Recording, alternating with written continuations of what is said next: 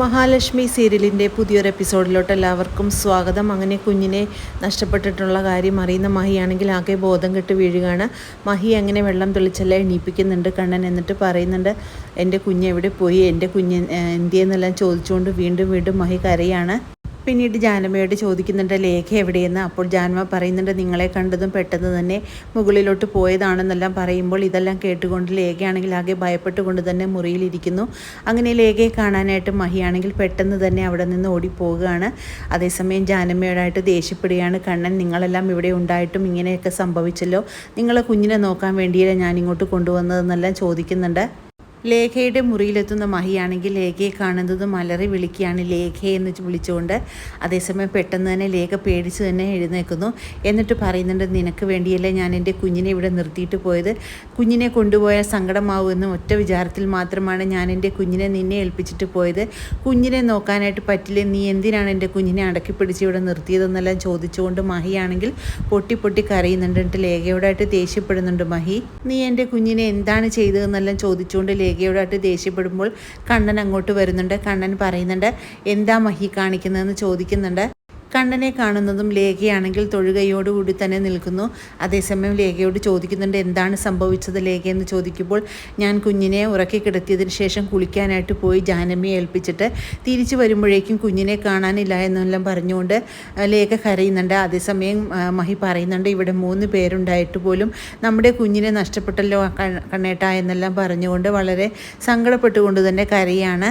ലേഖയ്ക്ക് വേണ്ടി മാത്രമാണ് നമ്മുടെ പോക്ക് തന്നെ നമ്മൾ നീട്ടിവെച്ചത്, എന്നിട്ട് പോലും എൻ്റെ കുഞ്ഞിനെ ഇവൻ നോക്കിയില്ലല്ലോ എന്നെല്ലാം പറഞ്ഞുകൊണ്ട് മഹിയാണെങ്കിൽ വീണ്ടും വീണ്ടും കരയാണ്.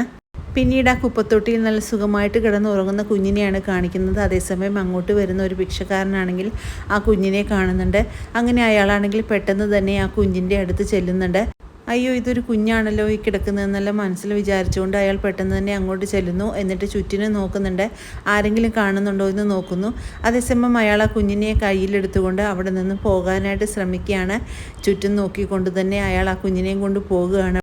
അതേസമയം കുഞ്ഞിനെ കാണാതെ ആകെ വിഷമിച്ചിരിക്കുകയാണ് ദുർഗ. അങ്ങനെ ദുർഗയുടെ അടുത്തോട്ട് ഓടി വരികയാണ് മഞ്ജു പറയുന്നുണ്ട്, അമ്മ ഏട്ടത്തെയും ഏട്ടനും കുഞ്ഞിനെ നഷ്ടപ്പെട്ട കാര്യം അറിഞ്ഞു എന്ന് പറയുമ്പോൾ ദുർഗ പറയുന്നുണ്ട്, അവരുടെ ജീവൻ ഇപ്പോൾ പോയി കാണുമല്ലോ മോളെ എന്നെല്ലാം പറഞ്ഞുകൊണ്ട് ദുർഗയ്ക്കാണെങ്കിൽ സങ്കടം സഹിക്കാൻ വയ്യാതെ ആവുന്നു. അതേസമയം ഇവരുടെ വർത്തമാനമെല്ലാം ശ്രദ്ധിച്ചുകൊണ്ട് തന്നെ കരുണയാണെങ്കിൽ താഴോട്ട് വരുന്നു. കരുണയാണെങ്കിൽ അവിടെ നിന്നും ഒളിഞ്ഞു നോക്കുന്നത് ശ്രദ്ധയിൽപ്പെടുന്നുണ്ട് മഞ്ജുവിൻ്റെ. അങ്ങനെ മഞ്ജു ആണെങ്കിൽ കരുണ താഴോട്ട് വരുന്നതും, നീ എന്തിനാണ് ഈ ഒളിഞ്ഞു നിന്ന് നോക്കുന്നതെന്ന് ചോദിക്കുന്നുണ്ട്. ഞാൻ ഇങ്ങോട്ട് തന്നെയാണ് വന്നതെന്നെല്ലാം കരുണ പറയുന്നു. എങ്ങനെയുണ്ട് കുഞ്ഞിനെ കിട്ടിയോ ഇല്ലയെന്നറിയാൻ വേണ്ടിയാണ് ഞാൻ വന്നതെന്ന് പറയുമ്പോൾ, കുഞ്ഞിൻ്റെ കാര്യം നിനക്കും നിൻ്റെ മുത്തശ്ശിക്കും അച്ഛനുമെല്ലാം അല്ലേടി അറിയുള്ളൂ എന്നെല്ലാം ദുർഗ പറയുമ്പോഴേക്കും, അവരൊന്നും ഇങ്ങനെയൊന്നും ചെയ്തിട്ടില്ല എന്നെല്ലാം കരുണ പറയുന്നുണ്ട്. അച്ഛനാണെങ്കിൽ അതിൻ്റെ ആവശ്യമില്ല എന്ന് പറയുന്നു. അച്ഛൻ ജയിലിലോട്ട് പോകാനായിട്ട് തയ്യാറെടുത്തിരിക്കുകയാണ്. അതിൻ്റെ പുറമെ ഈ ഒരു മഹാഭാവം കൂടെ ചെയ്യാൻ അച്ഛൻ തുനിഞ്ഞിട്ടില്ല എന്ന് പറയുന്നു. ഇത്രയൊക്കെ ഉണ്ടായിട്ടും ഇങ്ങനെയൊക്കെ ചിന്തിക്കുന്ന അവരെയൊന്നും മനുഷ്യഗണത്തിൽപ്പെടുത്താൻ പറ്റുന്നവരല്ല എന്നെല്ലാം ദുർഗ പറയുന്നുണ്ട്. അതേസമയം കുഞ്ഞിനെക്കുറിച്ച് വല്ല വിവരം കിട്ടിയോ എന്ന് ലേഖയെടുത്തിയോട് വിളിച്ച് ചോദിക്കാനായിട്ട് മഞ്ജുവിനോട് പറയുമ്പോൾ മഞ്ജു പറയുന്നുണ്ട്, എന്തിനായിട്ട് നീ അതെല്ലാം അറിയുന്നത്, എന്നിട്ട് വേണം എന്തെങ്കിലും സംഭവിച്ചു കഴിഞ്ഞാൽ നിനക്കും നിൻ്റെ കൂട്ടുകാർക്കും കൈകൊട്ടിച്ചിരിക്കാൻ എന്നെല്ലാം പറഞ്ഞുകൊണ്ട് മഞ്ജു ദേഷ്യപ്പെട്ടുകൊണ്ട് തന്നെ കരുണയെ അവിടെ നിന്ന് പറഞ്ഞയക്കുന്നു. മുകളിലോട്ട് പോകുന്ന കരുണയ്ക്കാണെങ്കിൽ ഇവരുടെ സങ്കടമെല്ലാം കണ്ടിട്ട് വളരെ സന്തോഷമാണ് തോന്നുന്നത്. കരുണയാണെങ്കിൽ അങ്ങനെ പൊട്ടി ചിരിക്കുകയാണ്. ഇനി നിങ്ങളെല്ലാം അനുഭവിക്കാൻ പോകുന്നതേ ഉള്ളൂ എന്നെല്ലാം മനസ്സിലോർത്തുകൊണ്ട് തന്നെ ഉണ്ണിയുടെ അടുത്ത് ചെല്ലുന്നു. എന്നിട്ട് പറയുന്നു, എല്ലാവരും വളരെ സങ്കടത്തിലാണെന്ന് പറയുന്നു. ഇത് കേൾക്കുന്ന ഉണ്ണിക്കും വളരെ സന്തോഷമാകുന്നുണ്ട്. ഇനിയെങ്കിലും നിങ്ങൾ എൻ്റെ അച്ഛനെ അംഗീകരിക്കണമെന്നെല്ലാം കരുണ പറയുമ്പോഴേക്കും, എന്താണെങ്കിലും കാര്യങ്ങളൊക്കെ നടക്കട്ടെ, എന്നിട്ട് ഞാൻ അംഗീകരിക്കാമെന്ന് പറയുമ്പോൾ, നിങ്ങളുടെ അംഗീകാരമൊന്നും എൻ്റെ അച്ഛന് വേണ്ട, എൻ്റെ അച്ഛൻ എൻ്റെ സന്തോഷത്തിന് വേണ്ടി മാത്രമാണ് ഇങ്ങനെയൊക്കെ ചെയ്യുന്നത്. എനിക്ക് നല്ല രീതിക്ക് തന്നെ ഓണം ആഘോഷിക്കാനായിട്ട് കഴിയണം, അതുകൊണ്ട് അച്ഛൻ എന്തും ചെയ്യാനായിട്ട് തയ്യാറാണെന്നെല്ലാം പറയുകയാണ്. അപ്പോൾ ഉണ്ണി പറയുന്നുണ്ട്, ഇതിനു മുമ്പ് നിൻ്റെ അച്ഛൻ ഓരോ കാര്യങ്ങൾ ചെയ്യാൻ ഒരുങ്ങിയതല്ലേ, എന്നിട്ട് ഇതൊന്നും നടന്നില്ലല്ലോ എന്ന് പറയുമ്പോൾ, അത് അച്ഛൻ ഏൽപ്പിച്ചിട്ടുള്ള ആൾക്കാരാണെങ്കിൽ നല്ല രീതിക്ക് ചെയ്യാത്തത് കൊണ്ടല്ലേ എന്ന് പറയുന്നു. കുഞ്ഞിനെ നോക്കാൻ വന്ന ആ സ്ത്രീയുടെ കയ്യിൽ അച്ഛനാണെങ്കിൽ വിഷം കൊടുത്തു വിട്ടതാണ് കുഞ്ഞിന് പാലിൽ കലക്കി കൊടുക്കാനായിട്ട്. അത് കുടിച്ചിട്ട് പോലും കുഞ്ഞ് മരിക്കാത്തത് കുഞ്ഞെന്താ ദൈവമാണോ എന്നെല്ലാം കരുണ ചോദിക്കുന്നുണ്ട്. പിന്നീട് ആ ഭിക്ഷക്കാരൻ ആ കുഞ്ഞിനെയും കൊണ്ട് ഒരു കടത്തിണ്ണയിൽ തന്നെ ഇരിക്കുകയാണ്. എന്നിട്ട് അയാളാണെങ്കിൽ ഭക്ഷണം കഴിക്കുന്നുണ്ട്. കുഞ്ഞാണെങ്കിൽ നല്ല രീതിക്ക് തന്നെ ഉറങ്ങുകയാണ്.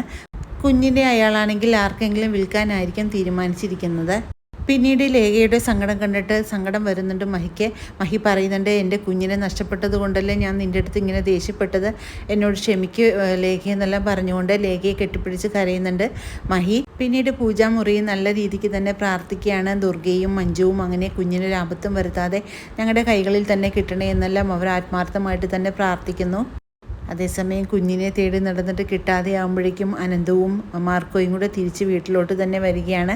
അനന്തുവിനെ കാണുന്നതും ലേഖയ്ക്കാണെങ്കിൽ സങ്കടം സഹിക്കാൻ വയ്യാതെ അനന്തുവിനെ പോയി കെട്ടിപ്പിടിച്ച് കരയുന്നുണ്ട്. എല്ലായിടത്തും കുഞ്ഞിനെ അന്വേഷിച്ചു, പക്ഷേ കുഞ്ഞിൻ്റെ യാതൊരുവിധ വിവരവും അറിയാൻ പറ്റിയില്ലെന്നെല്ലാം അനന്തവും മാർക്കോയും പറയുന്നുണ്ട്. പിന്നീട് എസ് ഐ ആണെങ്കിൽ നല്ല രീതിക്ക് തന്നെ ഒരു അന്വേഷണം നടത്തുന്നുണ്ട്. അങ്ങനെ എല്ലാ കടത്തിണ്ണകളിലും നോക്കിക്കൊണ്ട് തന്നെ എസ് ഐ ആണെങ്കിൽ ഇങ്ങനെ പോയിക്കൊണ്ടിരിക്കുകയാണ്. എവിടെയെങ്കിലും ആരെങ്കിലും കുഞ്ഞിനെയും കൊണ്ടിരിക്കുന്നുണ്ടോ ഇല്ലെന്ന് അന്വേഷിച്ച്. അങ്ങനെ ഒരു ഭിക്ഷക്കാരൻ്റെ കയ്യിൽ കുഞ്ഞിരിക്കുന്നത് കണ്ട് എക്സ് ഐ ആണെങ്കിൽ അങ്ങോട്ട് ചെല്ലുന്നുണ്ട്. എന്നിട്ട് അയാളോട് ചോദിക്കുന്നുണ്ട്, ഈ കുഞ്ഞിനെ നിങ്ങൾക്ക് എവിടെ നിന്നാണ് കിട്ടിയതെന്ന് ചോദിക്കുന്നു. അപ്പോൾ അയാൾ പറയുന്നുണ്ട്, ഒരു കുപ്പത്തൊട്ടിയിൽ നിന്നാണ് എനിക്ക് കുഞ്ഞിനെ കിട്ടിയത് സാറേ എന്ന് പറയുന്നു. അങ്ങനെ ആ കുഞ്ഞിനെ എസ് ഐക്ക് കൈമാറുകയാണ് ആ ഭിക്ഷക്കാരൻ. അങ്ങനെ വളരെ ത്രില്ലിംഗ് ആയിട്ടുള്ളൊരു എപ്പിസോഡുകളാണ് ഇനി വരാനിരിക്കുന്നത്. ഈ റിവ്യൂ ഇഷ്ടമാണെങ്കിൽ ലൈക്കും ഷെയറും സബ്സ്ക്രൈബും ചെയ്ത് സപ്പോർട്ട് ചെയ്യണേ. പുതിയൊരു എപ്പിസോഡിനായിട്ട് നമുക്ക് കാത്തിരിക്കാം.